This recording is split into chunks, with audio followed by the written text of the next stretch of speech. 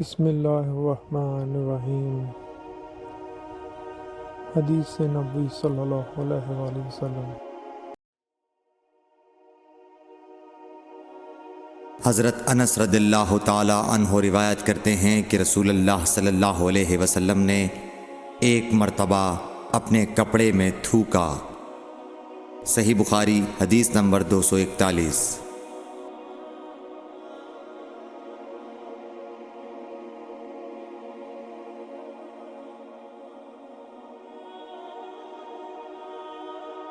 رسول کریم صلی اللہ علیہ وسلم نے فرمایا کہ پینے کی ہر وہ چیز جو نشہ لانے والی ہو حرام ہے۔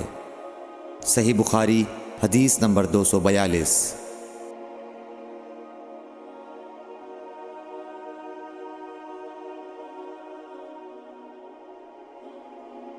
سہل بن سعد ساعدی سے سنا کہ لوگوں نے ان سے پوچھا، اور میں اس وقت سہل کے اتنا قریب تھا کہ میرے اور ان کے درمیان کوئی دوسرا حائل نہ تھا، کہ رسول اللہ صلی اللہ علیہ وسلم کے احد کے زخم کا علاج کس دوا سے کیا گیا تھا۔ انہوں نے کہا کہ اس بات کا جاننے والا اب مجھ سے زیادہ کوئی نہیں رہا۔ علی رضی اللہ تعالی عنہ اپنی ڈھال میں پانی لاتے اور حضرت فاطمہ رضی اللہ تعالی عنہا آپ کے منہ سے خون دھوتیں، پھر ایک بوریا کا ٹکڑا جلایا گیا اور آپ کے زخم میں بھر دیا گیا۔ صحیح بخاری حدیث نمبر 243۔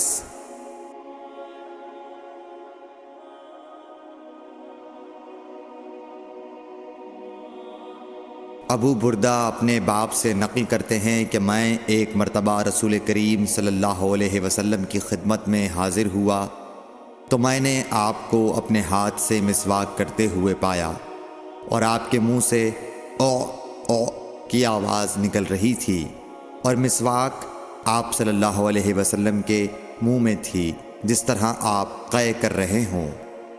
صحیح بخاری حدیث نمبر 244۔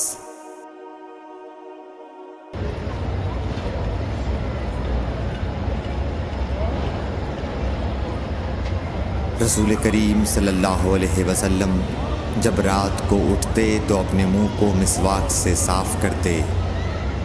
صحیح بخاری حدیث نمبر 245۔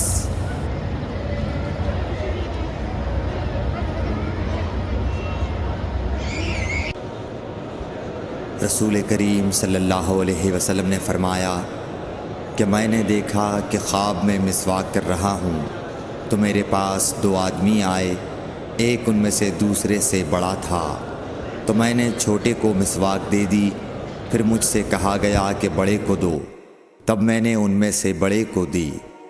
صحیح بخاری حدیث نمبر 246۔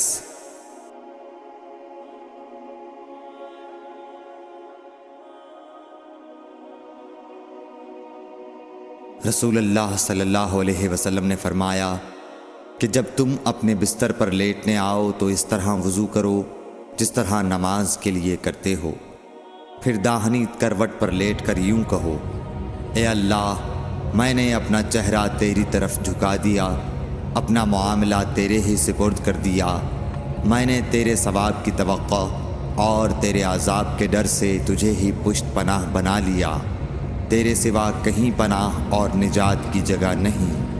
اے اللہ، جو کتاب تو نے نازل کی میں اس پر ایمان لایا، جو نبی تو نے بھیجا میں اس پر ایمان لایا، تو اگر اس حالت میں اسی رات مر گیا تو فطرت پر مرے گا، اور اس دعا کو سب باتوں کے آخر میں پڑھ۔ حضرت برا کہتے ہیں کہ میں نے رسول اللہ صلی اللہ علیہ وسلم کے سامنے اس دعا کو دوبارہ پڑھا۔ جب آمنت بکتابک الذی انزلت پر پہنچا تو میں نے ورسولک کا لفظ کہہ دیا۔ آپ نے فرمایا نہیں، یوں کہو ونبیک الذی ارسلت۔ صحیح بخاری حدیث نمبر 247۔